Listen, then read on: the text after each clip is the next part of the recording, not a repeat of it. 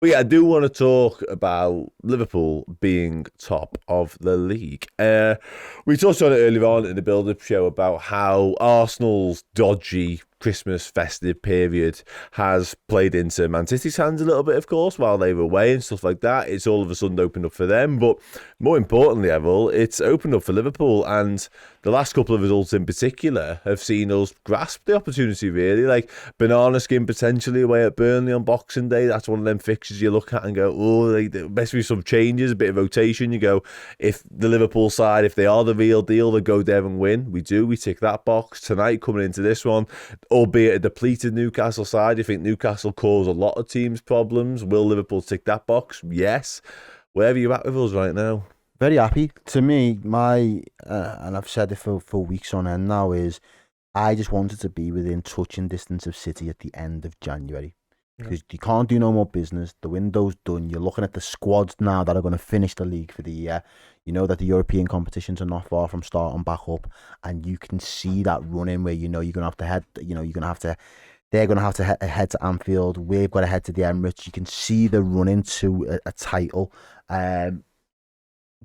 Did I think that we would be in that position? No, I probably, like yourself, we probably thought we was a little bit ahead of our progress, and maybe there might be a drop. But this January period now is gonna show us one way or another whether we're in it. And I said from early, if we get to that point at the end of January, the lads that have been there and done it before will have that maybe a little small huddle, and then they'll extend it to all the new lads and the rest of the squad and sit there and say, "There's a chance." Jürgen and his team will probably be already plotting that. You know, all of the permutations of how the league could finish, and they'll be plotting a route to hopefully getting us to win the Premier League.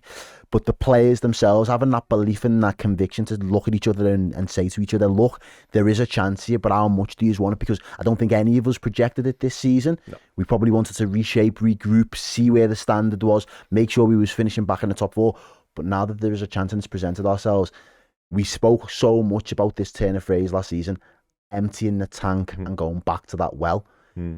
When you've got something to empty the tank for, why not? And I think the most important thing is we haven't really had to do it so far this season. Right, the Fulham game where we really had to dig deep. Do you know what I mean? The Man City game springs to mind where we also got a late equaliser and we had to dig deep. The Luton game as well, Diaz coming in off the bench. So there's been a couple of games, but it wasn't anything like last season where we was almost asking for it every single game, and it was too much of a task. At one point we just didn't have it in us. Whereas now when they turn and have that conversation, there's still plenty of juice left in the tank, and I think that might, I'm not saying that we're going to win it, but that might be one of the real sparks that gives us that, because we're going to still need that 10 to 12 game unbeaten run between now and the end of the season. And I think if we're able to do that coming the end of January, I think there is a really good chance that this Liverpool team could do something special this season. Oh, absolutely, yeah. And on the point about sort of what the expectations were heading into the season, like, I'll make no bones about it. Like, I would have bit your hand off start of the season for a comfortable top four finish, not a top four race on the last day. Not none of that bullshit. Just a top four finish, pretty straightforward.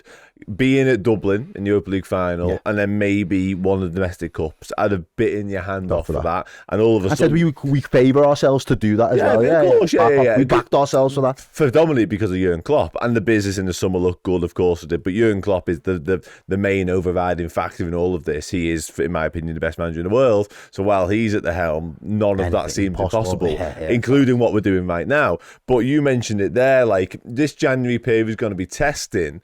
Not so much in terms of the Premier League. It's really interesting how the fixtures work. It's not that taxing and the fixtures. Obviously, a lot of cup stuff going on, and we'll have to be clever with how we sort of navigate the Salah and the Salah Endo absences as well. But I think what's interesting tonight is another example of this, actually, because Alexis McAllister, Cody Gakpo, Diogo Jota, and Ryan Gravenberch all come on from the bench. That is an embarrassment of riches. Like you said it there, like, we haven't had to go to the well too often this season, which is absolutely spot on.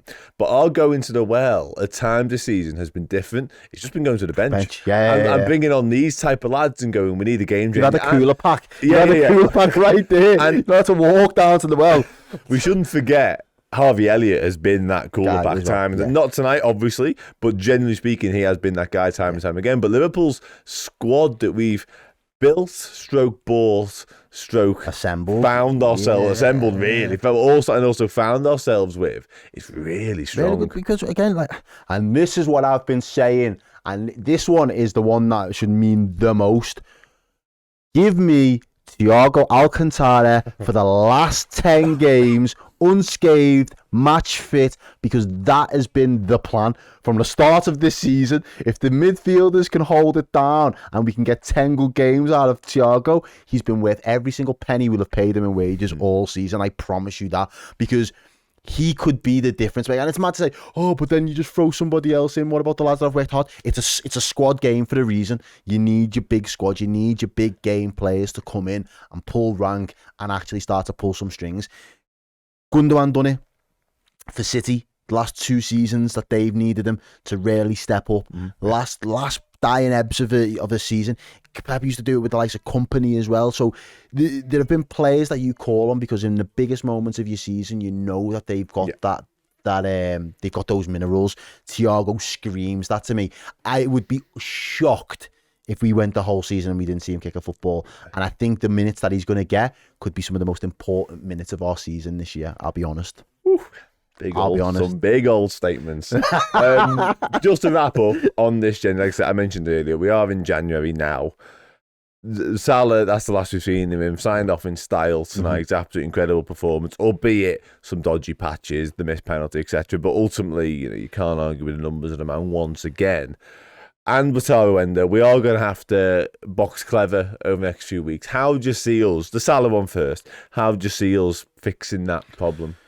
Good thing Jota's back. I think it might be an advantage to Núñez because, again, you are now going to be the focal point. There is no, Salah's been the talisman. He can bail us out, but you're going to be the focal point. So you've got to really now, it's got to come good. There's no time like the present.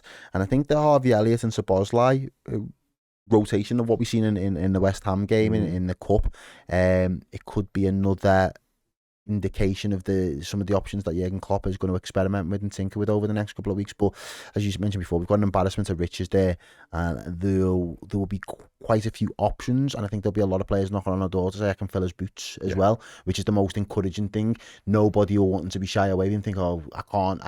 They're big shoes. They are big shoes to fill, but I think a lot of people will be backing themselves, that fancy themselves to make an impact, and you don't have to come in and replicate Mo's necessary output, but again, offering that service, offering that creativity and being an outlet enough so that the likes of Núñez and Jota potentially get on the score sheet often enough is imperative. Yeah, absolutely. Last question on that. Who's on pens while he's away?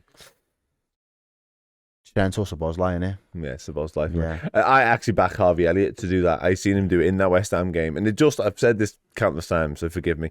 But the way Salah plays it now, tonight was another perfect example of this, by the way. He's such a creator in there now, and so much of his work comes from being inside, not necessarily behind his man. He does still do that, of course he does, but it feels very much as though Harvey Elliott could replicate that now. In previous Salah eras or iterations, it wasn't possible because he didn't have the pace, he didn't have the legs. But Harvey Elliott now, again, it won't be Mohamed Salah-esque because Mohamed Salah is Mohamed Salah, but I think Harvey Elliott could do it. And I think more importantly, that allows the other 4 lads just to rotate the other 2 positions, because I don't think you want to be an out of form Darwin Núñez, for example, or Szoboszlai. Yeah. You don't want to be throwing them into a unfamiliar position and going, have a go over there, forwards, mate. It's not going to work. And I don't think you get the best out of Jota over there. I've never seen Luis Diaz do it, so I'm not sure. Cody Gakpo was a left winger. We've made him into a bit of a 9 and a bit of an 8. Do you really want to put him on the other side? I don't see it personally.